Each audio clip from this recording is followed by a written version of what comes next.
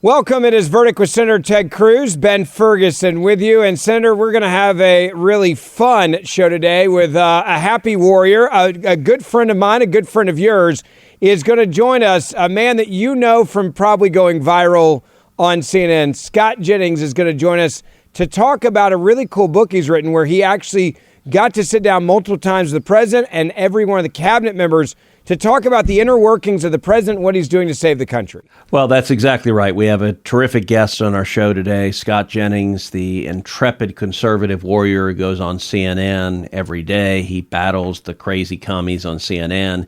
He does so with a smile. He does so with a light touch. He absolutely dominates the lefties, and he's written a brand new book, and the book is entitled A Revolution of Common Sense: How Donald Trump Stormed Washington and Fought for Western Civilization. Here's the book. I would encourage you to go buy it.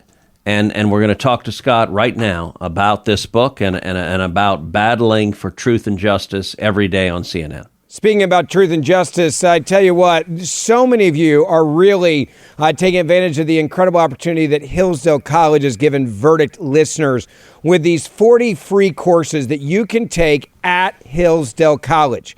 Hillsdale College also has something else you're going to love right now, and that is a mini-series that they put out that talks about the beginning of our country and those that came together, the founding fathers, and what they have done that has shaped this country and made it great.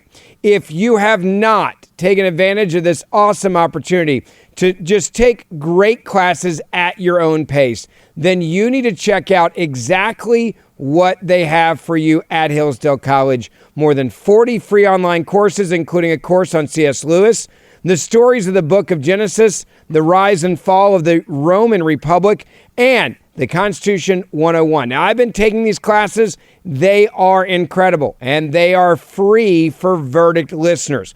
All of us can learn more about the Declaration of Independence and why it was written the way it was, who was involved, and what we did to protect this country for centuries moving forward. It is amazing what you will learn and what you may have studied before, but you didn't understand the context. So check out this incredible opportunity for all of you listening. Go right now to hillsdale.edu/verdict to enroll for free. That's no cost to you. It's easy to get started. Hillsdale.edu/verdict to enroll for free and check out the more than 40 online courses that you can start taking right now. Hillsdale.edu/verdict. All right, it's really fun on Verdict when we get to take a moment to have a good friend on, especially when they're out there selling a great book that you should check out. Senator, you're in Washington, D.C. I'm obviously in Houston.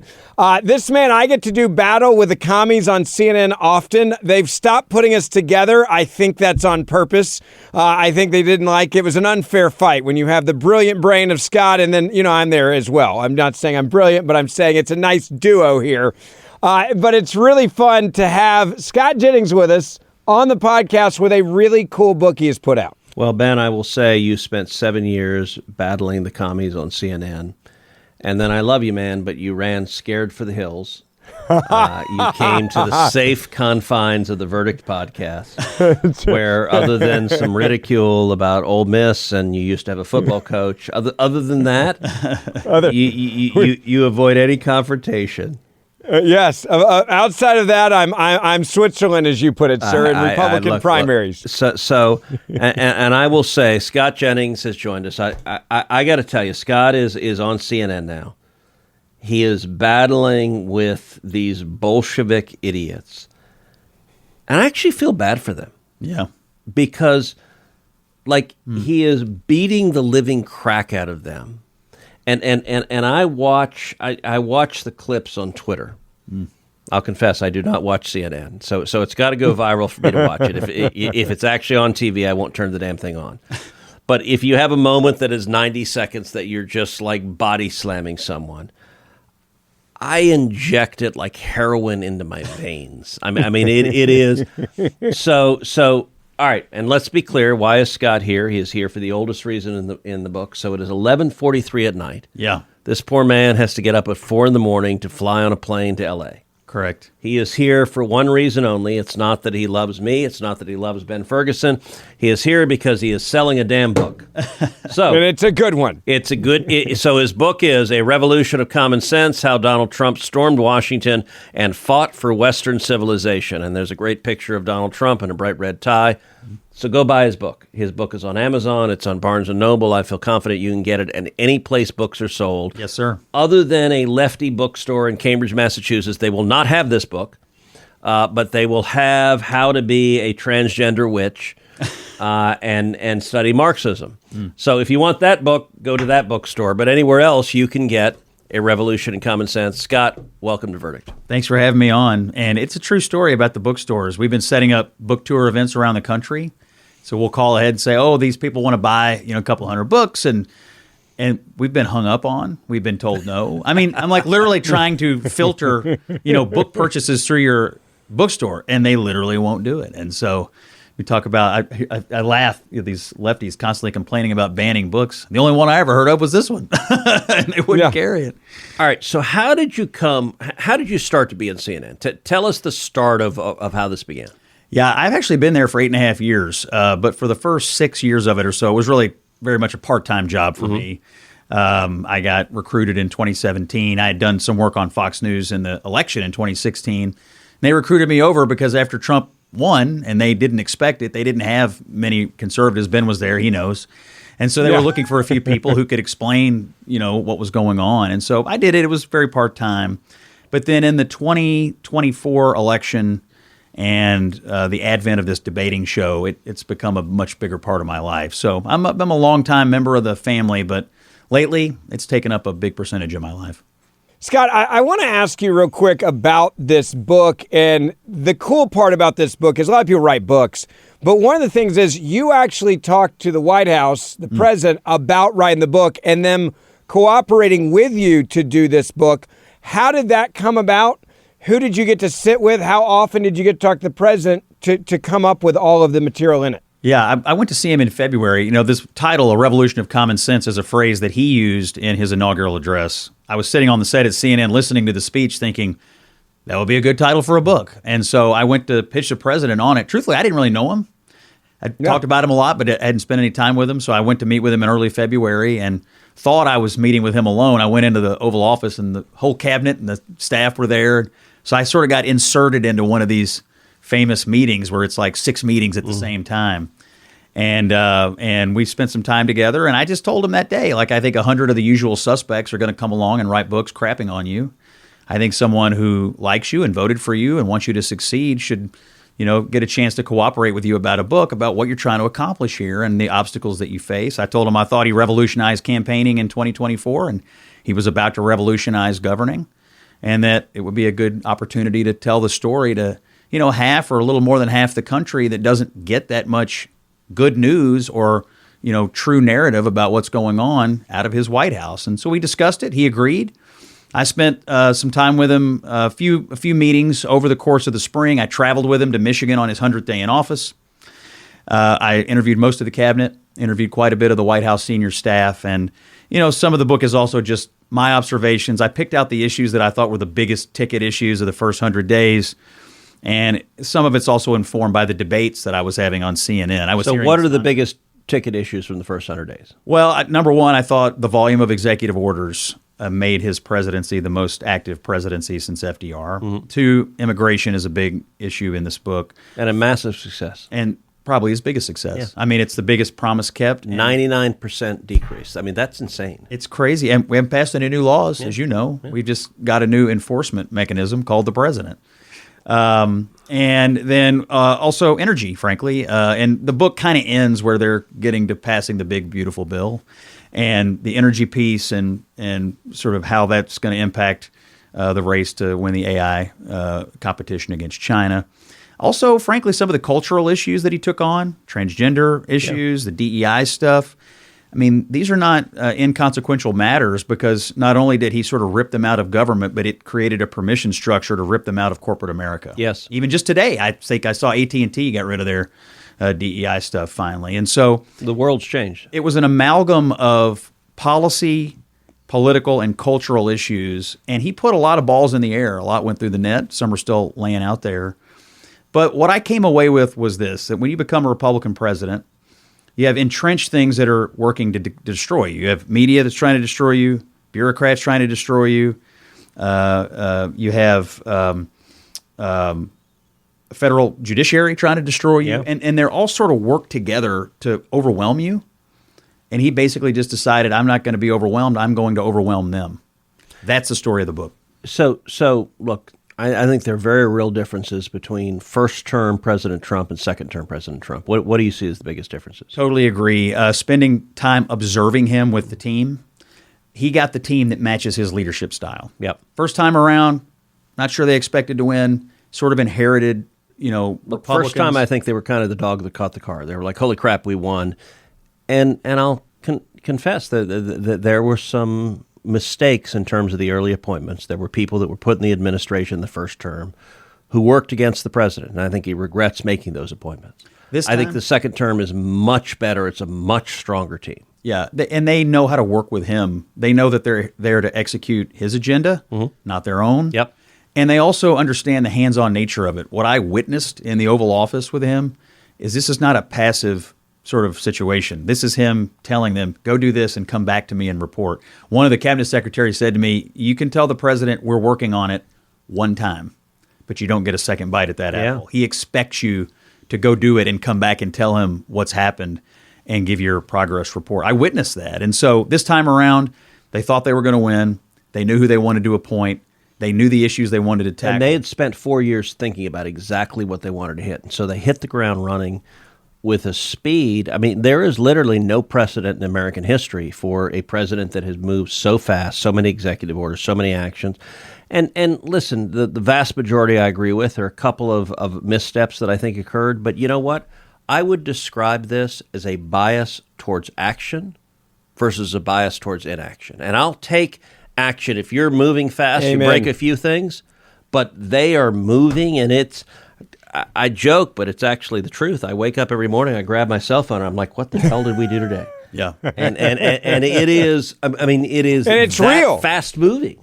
And in the early days of this, it had the effect of overwhelming the opposition. Yes. The Democrats really didn't know what hit them for the first several weeks of what he was doing. One reporter told me that I interviewed, she said, we don't know what to cover every day because there's so much. We don't know where to start. That was the point. He overwhelmed the forces that normally try to engulf and suck under any Republican administration. So you and I met 25 years ago when we were both young staffers in the George W. Bush administration. You were in the White House, and we've known each other a long time.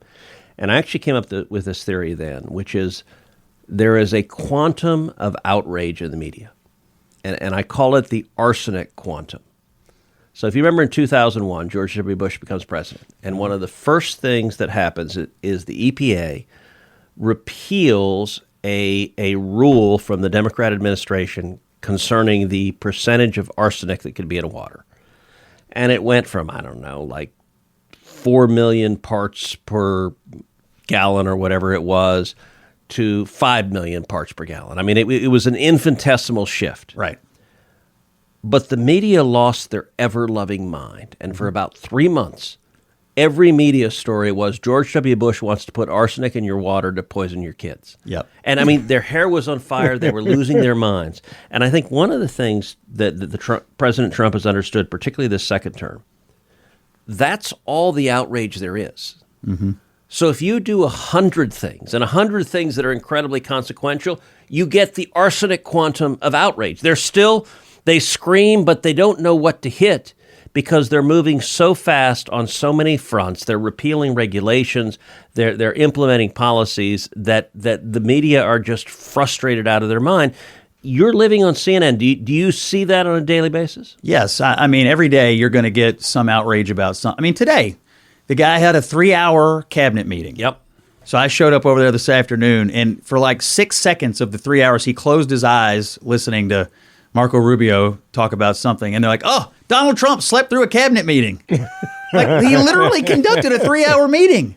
He held a press conference at the end of it. This is crazy. And so, yes, they have to pick something and try to generate outrage, whether it's warranted or not.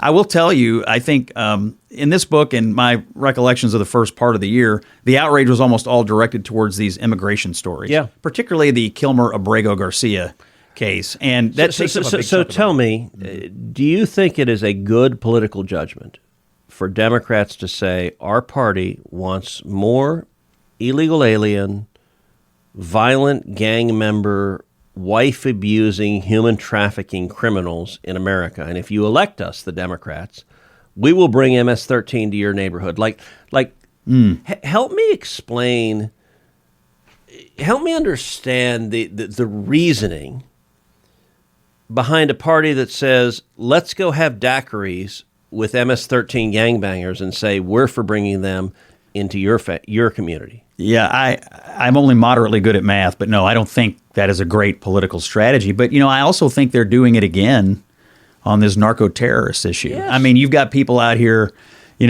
buying into the idea that these poor Venezuelan fishermen, have fallen under the gaze of Donald Trump. You look at the boats, they're not fishermen. Fishermen don't have 12 kilos of coke in their boat. And then, on top of that, sort of basically, by the way, maybe it's 100 kilos of coke. I don't even know how much they have, but it ain't good. And also threatening these. I mean, essentially, like Mark Kelly and others are saying now, look, if you follow the president's orders, we may come back to you in a few years and retroactively decide that you broke the law, and we will come after you if you help the president serve as the legitimately elected commander-in-chief. I mean, that's what it's all about, throwing sand in the gears. Shut down the government to keep him from operating. Yep. Get military people to stop obeying orders to keep him from operating as commander-in-chief.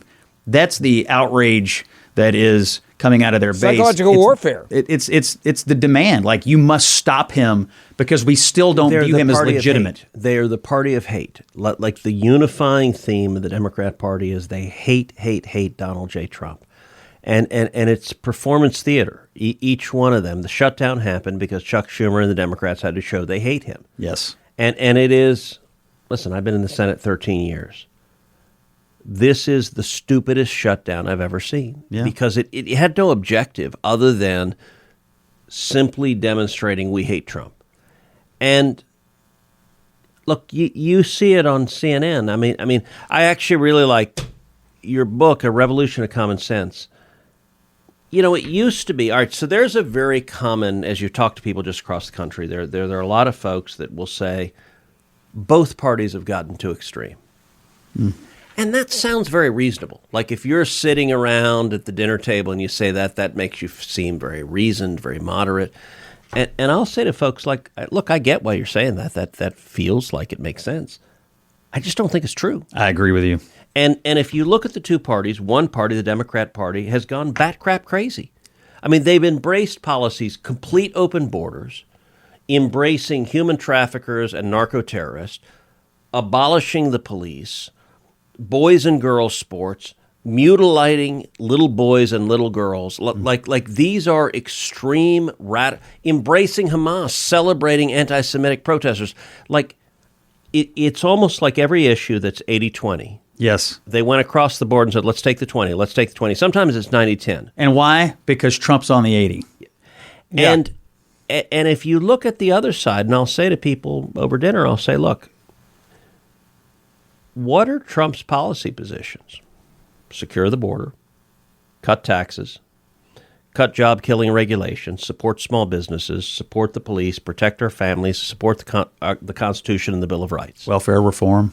Like, those are mainstream, middle-of-the-road positions. Those are not crazy right-wing positions. Those are common sense. Yeah. And what's amazing is the Democrats have abandoned the middle of the field. They've abandoned the middle ground. Now, sometimes the rhetoric is a little hot. So the sort of both sides are too extreme. I do wish occasionally the rhetoric would ratchet back a little bit. But the actual substance of the policies, and I got to say, even when I'm sitting down with lefties, they don't have a good response. Like, what policies is Trump implementing that are extreme? Well, he's deporting illegal aliens. Oh, you mean like Barack Obama, who deported millions of illegal aliens? Like, he's actually going and arresting murderers and rapists and child molesters and gangbangers? That ain't extreme. So my question to you, Number one, do you agree with that? And since you've been nodding emphatically, I kind of assume the answer is yes. But I'm not nodding off. You close your eyes for a second, and by the way, I have that effect a lot. I put people to sleep, so feel free to nod off. But if you agree, here's my real question: why? Like, if you're imagine for a second you're in the ninth circle of Dante's Inferno, and you are Chuck Schumer's chief political advisor. Why would you do this? Like, what's the reasoning? That presumably they think this makes sense. So what would a Democrat strategist say that would justify this? Well, it's very simple, fear. And they operate out of fear. I mean, during the shutdown, which you're exactly right, this was the most pointless exercise. One of your colleagues anonymously told a newspaper, we have plenty of votes to open the government, but none of us want to face the guillotine. Yeah. Their words. Yeah. Their words. So they're using the language of the French Revolution to describe their own political base. They operate only out of fear, not principle, not ideas. It's strictly operating out of fear, and it's also strictly operating out of hate. I totally agree with you. And this is something about the book that I picked up on. If Trump has sort of an idea of like what the 80s are, and he knows they will reflexively pick the 20s because he picked the 80s, yeah. Whether it's secure the border or get rid of paper straws. Either way, it's going to drive Democrats into a silly position. Well, I, for one, want toilets that can't flush and don't have enough water to actually remove your waste. Like who the heck says is that? An 80-20 or is that a 90-10 issue? That's that the real would question. be a 90-10. I'd actually 90-10. like Okay, just making straws sure. that don't disintegrate in your mouth, toilets that can remove your excrement, and like light bulbs that can turn on. There may be a dark niche corner of the internet that takes the other side of the toilet issue, but most people would I want like that. more water.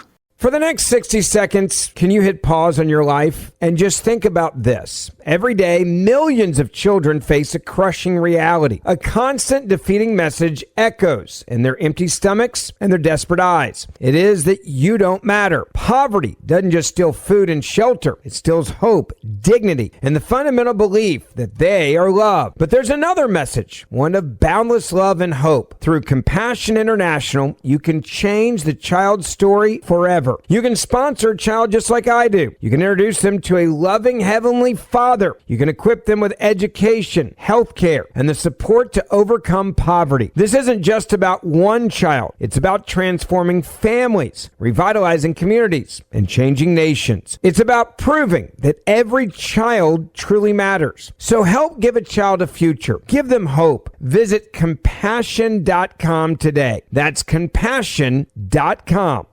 Scott, I want to ask you a question. By the way, I'm going to tell you a quick aside. Hold on. Part of Verdict is bringing you inside the Senate. So I'm going to tell you a funny story.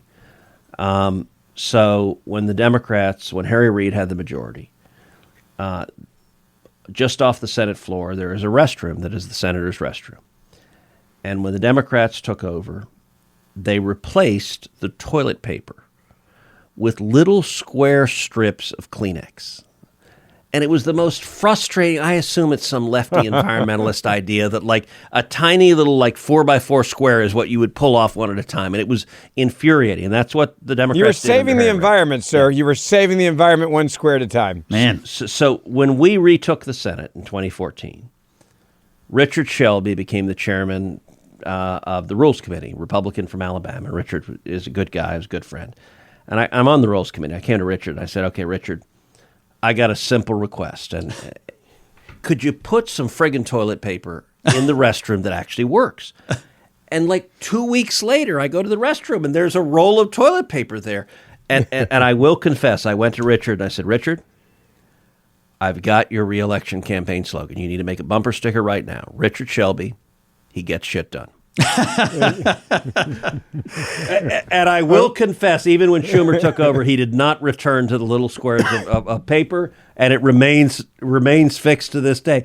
But why is that complicated? And yet, for the Democrats, like, all right, is there any person on earth that does not hate a paper straw that disintegrates in your mouth and doesn't actually serve the function of taking the liquid in your cup? All right, so you're going to laugh. The only one I hate more than that is the bamboo straw that cracks every single time. The paper straw story, which I tell in the book, actually, I was in the Oval Office the day he signed the executive order on paper straws. It was something. And funny, actually, when I was in there, like some aide came in, he said, "Mr. President, I just found out they're still using paper straws in the White House mess." And he said something like, "Well, I guess they still had a few left over, from Biden or whatever." But I tell the story of the paper straw because it's even more absurd than you think. Number one, they got the idea for paper straws because like a little kid gave a school report one day claiming that Americans were using like tens of millions of plastic straws and they were going in the ocean. It was completely fabricated. And then the other thing about paper straws is that they actually contain lots of these like chemicals and plastics in the paper straws that you ingest because they dissolve in the water. So it's terrible for you and it's terrible for the environment. I haven't heard that, but I can believe that. Yes. And so, but because this kid one day in his like elementary school gave some report about supposed plastic straws in the ocean, Democrats adopted this cause of banning plastic straws. And it took Donald Trump winning an election to finally bring back All right, plastic so let me straws. ask you It's this. amazing. A decade from now, what is going to be the legacy of Donald J. Trump? What are people going to remember from the Trump presidency? Broad macro foreign policy wins, bringing peace to all the corners of planet Earth. I think he has been the most consequential foreign policy president. So why? What has been? I agree with you, but what has been consequential? What has mattered? Well, what has mattered is you now have a strong American president who's willing to engage. I mean, this was the great failing of Biden. He was weak and he was indecisive, and he didn't fundamentally believe in engagement, and they didn't trust him. The other players on the board didn't trust him, and they didn't really care what he had to say. And so They weren't afraid of him. Yeah. And that's a dangerous thing. I think our enemies should be afraid of the commander-in-chief. And I will tell you, I talk with our allies, I talk with our adversaries, and our enemies are afraid of Donald J. Trump. That's a good thing. I want Iran afraid of Trump. I want North Korea afraid of Trump. I want Venezuela afraid of Trump. I want Cuba afraid of Trump. I want China afraid of Trump. And look, it goes back to when Reagan was president, the philosophy of peace through strength. That is what Trump is implementing. And I will say there's a debate in our policy, in our party. There's some who are arguing, Trump is an isolationist. He's never been an isolationist. Never. He's not interested in extending an unnecessary foreign wars, and I agree with him in that. And he has been ending wars, which is the right thing. But look, he stands up to our enemies, and one of the great faults, both the isolationist left and the isolationist right, believes that if you don't engage with your enemies, it will produce peace. History stands to the contrary. I pointed out there's a reason nobody studies at the Neville Chamberlain School of Foreign Affairs. Like, appeasement doesn't work. And if you want to avoid war, the best way to do it is to be so strong that your enemies are terrified of screwing with you. And Trump is doing a fabulous job of doing that. And the difference between Biden and Trump is weakness versus strength, and weakness produces war and strength produces peace. Yeah, I think this will be an enduring legacy for him. And we talk about war and peace a lot, and that's the phrase. We may just talk about peace and war because he is a peace president. Yes. And he's for smart engagement, but he's not for adventurism. I think that's one. Number two, clearly he showed us how to enforce current immigration laws. That's a legacy. And number three, I think what they're doing on AI, actually putting the United States in the position to win the AI race, to produce enough energy to win it, that is going to be talked about 10, 15, 20 years from today. Did we do what we had to do to defeat China? I think we are. I think most of our tech companies think we are. And so if that comes to pass, those are three pretty great legacies. So let's talk about the third one for a second. So on AI is an issue I care about a lot. And I agree with you that we are in a race. AI is coming. And either the United States is going to win or China is going to win.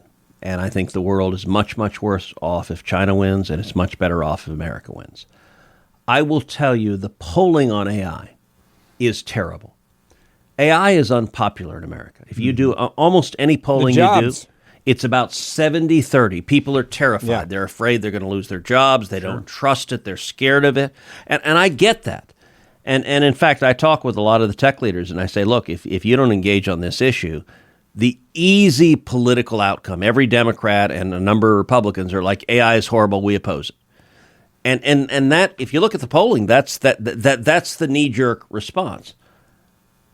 I get that fear. I understand anytime you have economic dislocation, it is frightening, it is dangerous.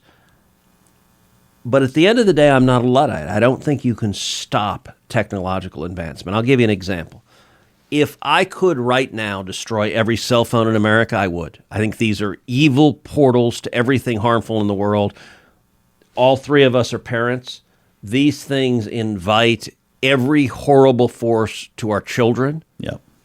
But we don't live in that world. We can't end that. I'd also like a world with no nuclear weapons. Like if I could push a button and every nuclear weapon disappear, I would. But we don't live in that world, and if we're going to live in a world with nuclear weapons, I sure as heck want to make sure the United States has enough that China and Russia and our enemies can't dominate us. I view AI in the same world. Even if you don't want it to happen, it is coming, and one of two outcomes will occur in 5 to 10 years.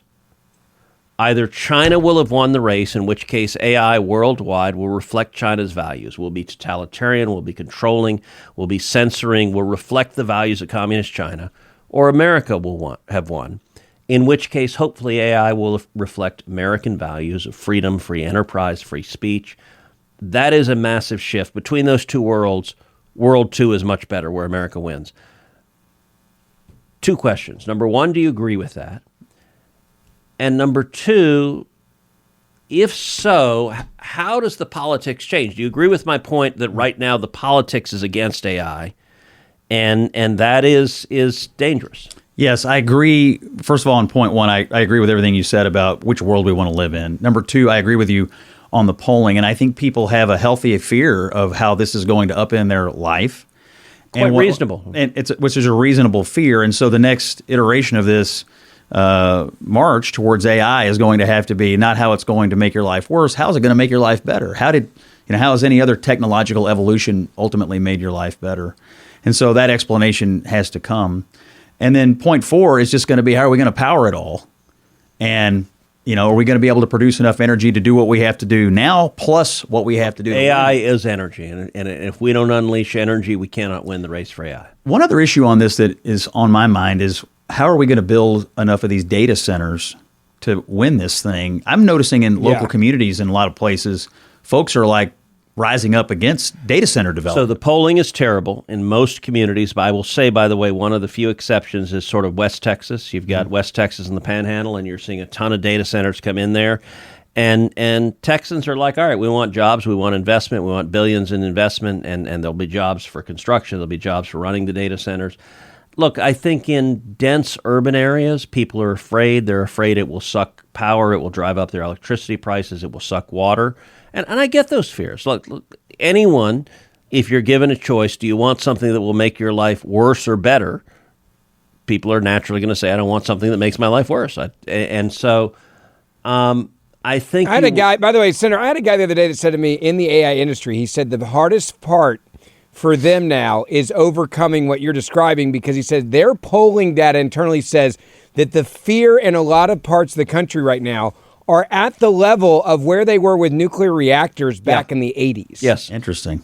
No, and there's been a lot of demagoguery, but there's also, the demagoguery is there, but I will say the fears of AI are real and justified. All right, look, with every great technological change, there's been economic dislocation. So when the automobile was invented, the horse and buggy industry was decimated. And if you were in the buggy business, you were screwed. The difference with AI is twofold. Number one, the volume is greater. I think there are going to be more jobs that are going to be threatened by AI than have been in previous technological innovations. Number two, it's a different contour of jobs. So often in the past, it's been blue-collar jobs that have been at risk. Many of the jobs that are at risk with AI are white-collar jobs. If you look at Mondami, part of what elected Mondami is you have young college graduates who have $200,000 in college debt. who were told, I can go and be an investment banker, a consultant, or an accountant, and they're seeing those jobs being eliminated as AI is replacing thousands and thousands of those jobs. Yeah. That's a level of, I guess I would call elite discontent that is politically complicated. Mm-hmm. And so, and I get those concerns are very real. If you've gone and worked hard and you got a degree and you took out loans and you were told this is what I got to do, and then suddenly you come out and you can't get a job, you're pissed. Like, that's a very real concern. And so I actually think as policymakers, as people in elected office, we need to have real solutions to that problem, because that discontent is not illegitimate, but it is driving much of this resistance, and it's a very real battle we got. Well, and you have now for many years people teaching their children, here's the course you got to get on. Yeah. Do well in school, go to college, you can get one of these white collar jobs. And for a few generations we've been telling people this is the path. That may not be the path anymore. We're going to have to reorient how we're educating kids, what we're teaching them to do, what other skills can we teach them to do. I agree with you on the white collar versus blue collar issue. Also creatives. I mean, they're freaked out. I've seen AI apps in a matter of seconds write songs that sounded like they had a whole team of musicians and writers over weeks putting them together in California, and it literally happened on my phone in a matter of seconds. By the way, I'll tell you, in politics, it's interesting. I'll pull up AI and I'll ask something like, what has Cruz said on the following issue? And listen, I've been doing this a long time, so I don't remember every comment I've given in every newspaper interview 10 years ago. And in like 4 seconds, it comes out with, he said this here, he said this here, and it like traces, and it's like, it's insane. It is insane, the ability of power you have on your cell phone. Oh, yeah. I mean, and it's basically free. I mean, information for the first time in human history is basically accessible to all and free to all and instant. And yeah, I can see why the polling on this is bad. Now, the positive outlook here is, how can we use these tools to make your life easier, make you more productive, and maybe make you more economically successful? Maybe you haven't conceived of how that will work yet, but that's the challenge of these companies that are developing the technology. Well, and past technological inventions that have increased productivity have created brand new jobs, have created brand new focuses. And so dislocation doesn't mean that people lose jobs forever, but it is complicated. All right, let me ask you this. Yep. You're listening to this podcast right now. You're trying to decide, do I buy Scott Jennings' book? What's the 60-second pitch for why you right now should go on Amazon? As you're listening to this, click on and buy the book. What's the most powerful reason to buy the book? Because most of the political narrative and information narrative you get on Trump, I think, is totally misguided. A lot of it's false. This is a true inside account of how Donald Trump retook power, what he did with that power, how he overcame the interest to execute on the promises that he made. I think you'll see some eye-popping quotes in here from people like Marco Rubio, Scott Besson, and Elon Musk, who I interviewed on his 101st day in office. And I could tell, by the way, he was bent out of shape that day and really worried about the future of Western civilization. I didn't know he was going to have his dramatic momentary break, but how quickly after your interview did that happen? Just a couple of weeks. Yeah, it was a day 101, and of course he got bent out of shape. So I was actually sitting in the Oval Office when Elon really unloaded on Trump and unloaded on Twitter, and it was, I will say, I was having a meeting with Trump on school choice where I'd brought Byron Donalds and Burgess Owens in, and we were in the middle of the One Big Beautiful Bill. And I was trying to make the case, Mr. President, there's nothing we can do that's more important in this bill than school choice. This will be a legacy. I said, if we get this done, you will go down in history. Your critics will never acknowledge this, but you will go down in history as the greatest civil rights president of our lifetimes. We ended up getting it done. So we adopted the school choice provision that I wrote. But in the middle of that meeting, as I'm pitching it to, Elon sent, I will say, his most aggressive tweet against Trump. And so Trump is actually not on his phone a ton. So when you're in the Oval, they will print out tweets on a piece of paper and they will hand it to him. And they handed it to him. And look, Elon is a very good friend. President Trump is a very good friend. I will say when that particular tweet came out, he was pissed, and our meeting was done. We were there for another half hour, but our discussion topic was gone because he was like unloading. So it was, and I'm very glad. I spent a lot of time with both President Trump and Elon. I'm very glad that acrimony has diminished substantially and that they've come back together, because I think they're both incredibly important leaders for the country, and I think we're better off if they're rowing together than if they're antagonistic. Yeah, the day that they had their break, I was on CNN when it happened, and I picked up a garbage can, and I put my head in it live on the air to mimic how I thought all Republicans were feeling. Because when they joined forces, yes, they worked together to do nothing less than begin the process of saving the West. Amen. If we had not won the November 2024 election, we would be on a death spiral for the future of the West. Trump is our leader in this. Elon knows it. He's worried about our fiscal situation, the mass migration crisis, the birth rate crisis, and all these things converging to destroy the West. He knows that I think Trump and the Republicans are the only vehicle to save it. Yep. And so when they had their break, I mean, it was a vomit-inducing moment. But it appears to me that they're and by the way, they Charlie seem to be Kirk's on much funeral. better footing. Yeah. Charlie Even Kirk's over funeral, Thanksgiving. seeing the two of them come back together was important. Yeah. And listen, nobody who knows the two of them well thought that the bromance was going to last forever. So the first several months where they were just like bosom buddies, they're both alpha males. Every room they have been in for the last 30 years, everyone in the room has deferred to them and kissed their rear ends. And you didn't have to be the most sophisticated analyst of human nature to say, okay, that's probably not going to last forever as a harmonious when they're both used to being the guy. the A-dog. Yeah. That's going to end. I don't think any of us envisioned it would end quite so spectacularly in a technicolor manner. I think most of us figured, okay, there'll come a point where they say, all right, let's just go our separate ways and do our things. And the good news is it got really ugly.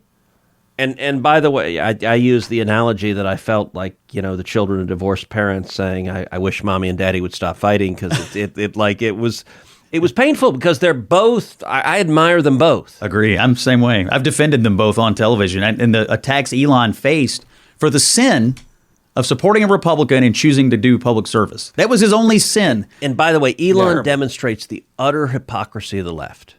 So the left for a decade has been saying that climate change is destroying the world and nothing matters more. We should produce massive human poverty to stop climate change, because if we don't, humanity will be extinct. That's been their talking point for a decade. Sheldon Whitehouse gives a damn speech on the Senate floor every single week for years. I have presided during those. They make your eyes want to bleed. They're so bad. Elon Musk has produced more electric vehicles than any human being who has ever lived. Like, if you actually believe their rhetoric about climate change, the left should be carving Elon's face into Mount Rushmore. But instead, they were firebombing Tesla dealerships, they were causing actual damage to the environment. Because he supported Trump. And who cares? Yeah. Like, every word they said about climate change was all garbage. If you support Trump, you must be destroyed. And it demonstrated the absolute hypocrisy of the left. And I got to say, Scott, I commend you, because you work on CNN every day. You swim in that hypocrisy. And what you do a nice job of doing is you're not mean or bitter about it. You do it with a slightly bemused, you're full of crap. And look, if you were mean and punching him in the face, it wouldn't work. But you do it more gently, and it is devastating and beautiful. These are the lessons of President Reagan. We're all happy warriors. We argue best when we argue with a smile on our face and a little bit of humor and a little bit of self-reflection. And I found those debating tactics to be of great use on CNN. I think we're reaching people. I'll give you one other reason to buy this book. Everybody has a relative that's like totally lost to Trump derangement syndrome. I'll give you a piece of advice. You buy this book and wrap it up and put it under their Christmas tree, it'll be the most memorable Christmas you ever had. All right, so the book is A Revolution of Common Sense, How Donald Trump Stormed Washington and Fought for Western Civilization. It is by Scott Jennings. We are at the beginning of December. Christmas time is coming up. So I'm going to say don't just buy one, buy 2, 3, 4. Buy it for your crazy Uncle Joe. Buy it for your kids. Go buy the book. It is a great thing. I will say it is almost as good. Before Ben Ferguson, the great Ben Ferguson, the previous co-host of my podcast was Michael Knowles. His first book was, what is it? All the Wisdom of the Democrats, I think is what it was entitled. And the book is blank. And it was an empty book. And the SOB has made hundreds of thousands of dollars selling a blank book. Empty book. Genius. And he continues to sell it. People go buy Michael's Every Christmas. Every Christmas, Michael Knowles gets a great check, and I'm proud of that check he gets. Because people buy it for their crazy kid or their crazy daughter's boyfriend who's a woke liberal out there. I love it. I will say the last book I wrote, I did inscribe to Michael on the blank front page. I said, I apologize, but I did plagiarize this page from your book. That's great. So, I love it. Buy Scott's book, buy multiple Grab the book. copies. Grab the book wherever you can on Amazon. Buy it for your family, friends. It's an awesome book. One thing I'll say about the book that I personally think you're going to really like is the fact that he talks about the cabinet members and what they had to say. I think it's going to go down in history as the biggest secret weapon of Donald Trump is going to be this cabinet and how they work so well with him. You get a lot of what they had to say in the book as well because you sat down with those cabinet members, Scott. I think that's probably one of the coolest parts of the aspect of this book. So grab that as well. That's a really fun part to read. And listen, for our listeners, I will apologize. In the picture section of the book, Scott does include naked pictures of him in Nantucket. I'm sorry for that. But look, you got to do what you can to sell a book. Yeah. There you go.